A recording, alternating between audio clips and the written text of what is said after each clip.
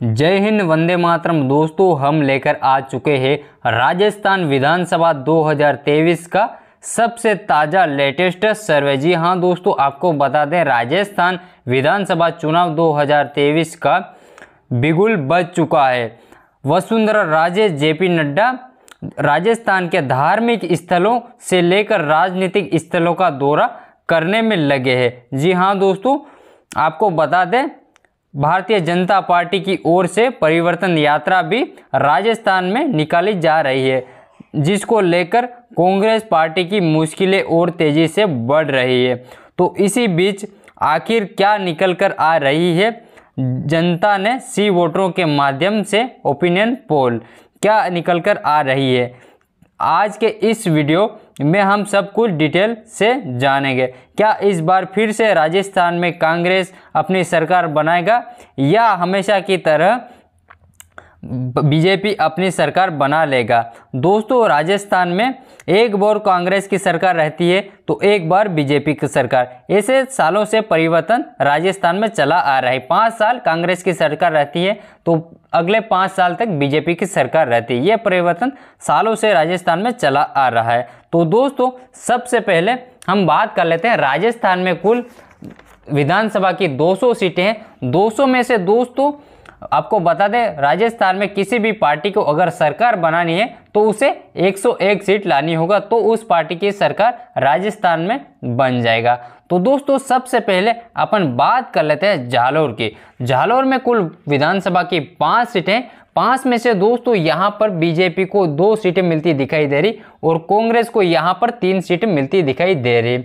अगला आ जाता है सिरोही। सिरोही की बात करें दोस्तों, सिरोही में कुल विधानसभा की 3 सीटें हैं। 3 में से दोस्तों यहाँ पर बीजेपी को 0 सीट मिलती दिखाई दे रही और यहाँ पर कांग्रेस को 3 में से 3 सीटें मिलती हुई दिखाई दे रही। अगला आ जाता है उदयपुर। उदयपुर में कुल विधानसभा की 8 सीटें। 8 में से दोस्तों यहाँ पर बीजेपी को 3 सीटें मिलती दिखाई दे रही और कांग्रेस को यहाँ पर 5 सीटें मिलती दिखाई दे रही। अगला दोस्तों आ जाता है डूंगरपुर। यहाँ पर कुल विधानसभा की 4 सीटें। 4 में से दोस्तों यहाँ पर कांग्रेस को 2 सीटें मिलती दिखाई दे रही और अन्य दल को यहां पर 2 सीटें मिलती दिखाई दे रही, जबकि यहां पर बीजेपी का सुपड़ा साफ हो गया। यहां पर बीजेपी को एक भी सीट नहीं मिलती दिखाई दे रही। यहां पर बीजेपी की लुटिया डुबती दिखाई दे रही। उसके बाद दोस्तों अगला जिला आ जाता है बांसवाड़ा। बांसवाड़ा में कुल 5 विधानसभा सीटें।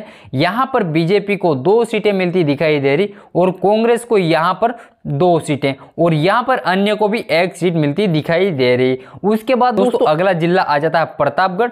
प्रतापगढ़ में कुल विधानसभा की 2 सीटें। 2 में से दोस्तों यहां पर 1 सीट बीजेपी के खाते में जाती दिखाई दे रही और 1 सीट यहां पर कांग्रेस के खाते में जाती हुई दिखाई दे रही। उसके बाद दोस्तों अगला जिला आ जाता है झालावाड़। झालावाड़ में कुल 4 विधानसभा सीटें।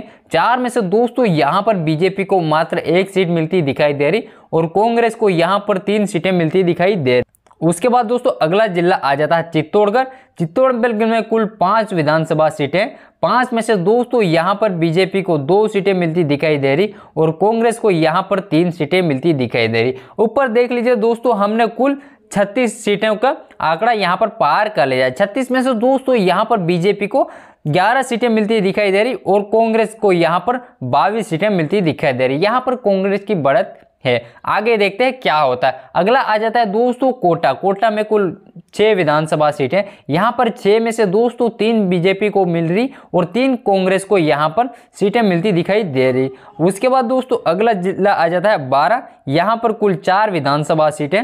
4 में से दोस्तों यहां पर 3 बीजेपी के खाते में जाती हुई दिखाई दे रही और यहां पर कांग्रेस को मात्र 1 सीट मिलती दिखाई दे रही।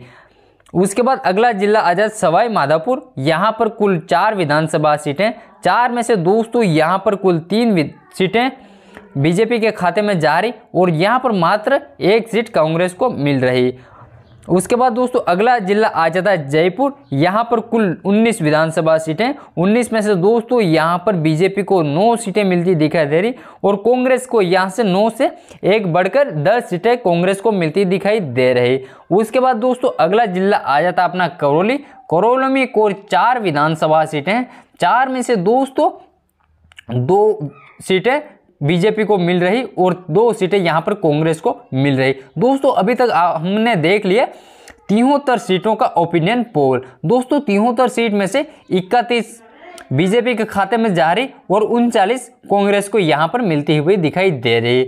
उसके बाद दोस्तों करौली से अगला जिला अपना आ जाता है धौलपुर। यहाँ पर कुल 4 विधानसभा सीटें, 4 में से दोस्तों यहाँ पर बीजेपी को 3 मिल रही और कांग्रेस को यहाँ पर मात्र 1 सीट मिलती हुई दिखाई दे रही।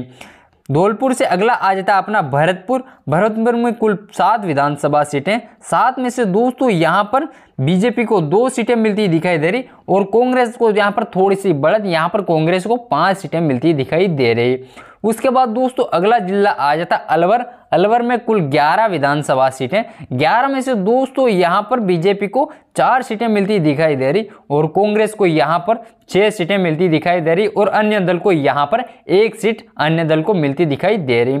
उसके बाद दोस्तों अगला जिला आ जाता है सीकर। सीकर में कुल 8 विधानसभा सीटें, 8 में से दोस्तों यहाँ पर बीजेपी को 3 सीटें मिलती दिखाई दे रही और कांग्रेस को यहाँ पर 5 सीटें मिलती दिखाई दे रही। दोस्तों हमने देख लिया है 103 विधानसभा सीट का ओपिनियन पोल, जिसमें से दोस्तों यहाँ पर बीजेपी को 43 सीटें मिलती दिखाई दे रही और कांग्रेस को यहाँ पर 56 सीटें मिलती दिखाई दे रही। तो अगला आ जाता अपना झुंझुनू। यहाँ पर देख ले झुंझुनू में 7 विधानसभा सीटें, 7 में से दोस्तों यहाँ पर बीजेपी को 3 सीटें मिलती दिखाई दे रही और कांग्रेस को यहाँ पर 3 और अन्य दल को भी यहाँ पर 1 सीट मिलती दिखाई दे रही। उसके बाद दोस्तों अगला जिला आ जाता अपना चूरू। चूरू में कुल 6 विधानसभा सीटें, 6 में से दोस्तों यहाँ पर 4 बीजेपी के खाते में जाती दिखाई दे रही और कांग्रेस को मात्र 2 सीटें मिलती दिखाई दे रही। चूरू से अगला जिला आ जाता अपना भीलवाड़ा। भीलवाड़ा में कुल 7 विधानसभा सीटें, 7 में से दोस्तों यहाँ पर 3 बीजेपी के खाते में जाती हुई दिखाई दे रही और कांग्रेस को यहाँ पर 4 सीटें मिलती दिखाई दे रही। उसके बाद दोस्तों अगला जिला आ जाता अपना राजसमंद। यहाँ पर कुल 4 विधानसभा सीटें, 4 में से दोस्तों यहाँ पर बीजेपी को 2 सीटें मिलती दिखाई दे रही और कांग्रेस को यहाँ पर 2 कांग्रेस को मिलती दिखाई दे रही। उसके बाद अगला जिला आ जाता हनुमानगढ़। यहाँ पर कुल 5 विधानसभा सीटें हैं दोस्तों, 5 में से यहाँ पर 2 सीटें बीजेपी को मिलती दिखाई दे रही और कांग्रेस को यहाँ पर 3 सीटें मिलती दिखाई दे रही। उसके बाद दोस्तों अगला जिला आ जाता अपना नागौर। नागौर में दोस्तों यहाँ पर देख लिया 10 विधानसभा सीटें, 10 में से यहाँ पर बीजेपी को 3 सीटें मिलती दिखाई दे रही और कांग्रेस को 3 से लेकर 3 और बढ़ गए तो यहाँ पर कांग्रेस को 6 सीटें मिलती हुई दिखाई दे रही और यहाँ पर अन्य दल को भी 1 सीट मिलती दिखाई दे रही। उसके बाद दोस्तों अगला जिला आ जाता जोधपुर। जोधपुर में यहाँ पर देख लिया 10 सीटें हैं विधानसभा की, 10 में से दोस्तों यहाँ पर जोधपुर में 4 सीटें बीजेपी को मिल रही और 6 सीटें यहाँ पर कांग्रेस को मिलती दिखाई दे रही। तो दोस्तों अभी तक हमने देख लिया 152 सीटों का ओपिनियन पोल। 152 में से दोस्तों यहाँ पर देख लिया बीजेपी को 64 सीटें मिलती दिखाई दे रही और कांग्रेस को 2 सीटें और अन्य दल को यहाँ पर 6 सीटें मिलती हुई दिखाई दे रही। अन्य दल ने भी अच्छा खासा कवर किया है। दोस्तों अगला आ जाता है पाली। पाली में कुल 6 विधानसभा सीटें, 6 में से दोस्तों बीजेपी को 2 सीटें मिलती दिखाई दे रही और कांग्रेस को यहाँ पर देख लिया 4 सीटें मिलती दिखाई दे रही। उसके बाद दोस्तों अगला जिला आ जाता है अपना अजमेर। अजमेर में कुल 8 विधानसभा सीटें, 8 में से दोस्तों बीजेपी के खाते में 5 सीटें मिलती दिखाई दे रही और कांग्रेस को यहाँ पर 3 सीटें मिलती दिखाई दे रही। उसके बाद दोस्तों अजमेर से अगला जिला आ जाता अपना बूंदी। बूंदी में कुल विधानसभा की 3 सीटें, 3 में से दोस्तों बीजेपी को यहाँ पर 2 सीटें मिलती दिखाई दे रही और कांग्रेस को मात्र 1 सीट मिलती दिखाई दे रही। बूंदी से अगला जिला आ जाता अपना टोंक। यहाँ पर कुल 4 विधानसभा सीटें, 4 में से दोस्तों बीजेपी को 2 सीटें मिलती दिखाई दे रही और कांग्रेस को भी यहाँ पर 2 सीटें मिलती दिखाई दे रही।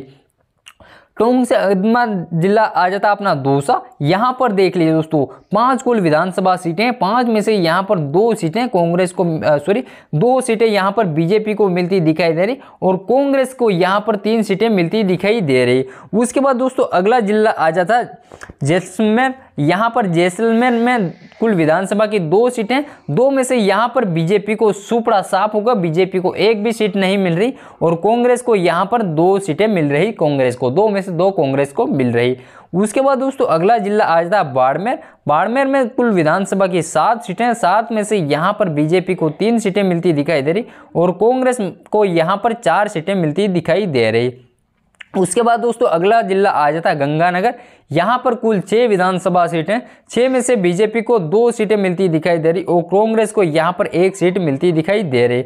उसके बाद दोस्तों अगला जिला आ जाता है बीकानेर। बीकानेर में कुल 7 विधानसभा सीटें, 7 में से दोस्तों बीजेपी को 4 सीटें मिलती दिखाई दे रही और कांग्रेस को यहाँ पर 1 सीट कम और यहाँ पर कांग्रेस को 3 सीटें मिलती दिखाई दे रही। तो दोस्तों हमने आज देख लिया राजस्थान विधानसभा चुनाव का ओपिनियन पोल। तो दोस्तों यहाँ पर देख ले राजस्थान की कुल 200 विधानसभा सीटें, 200 में से दोस्तों आपको बता दें बीजेपी को यहाँ पर 86 सीटें मिलती दिखाई दे रही और कांग्रेस को 108 सीटें मिलती दिखाई दे रही और यहाँ पर अन्य दल को 6 सीटें मिलती दिखाई दे रही। तो दोस्तों आपने देखा क्या कांग्रेस की यहाँ पर बढ़त दिखाई दे रही, क्या कांग्रेस इस बार भी सरकार बना लेगा। तो दोस्तों अगले वीडियो में जल्दी मिलते हैं, तब तक के लिए जय हिंद, जय भारत, वंदे मातरम।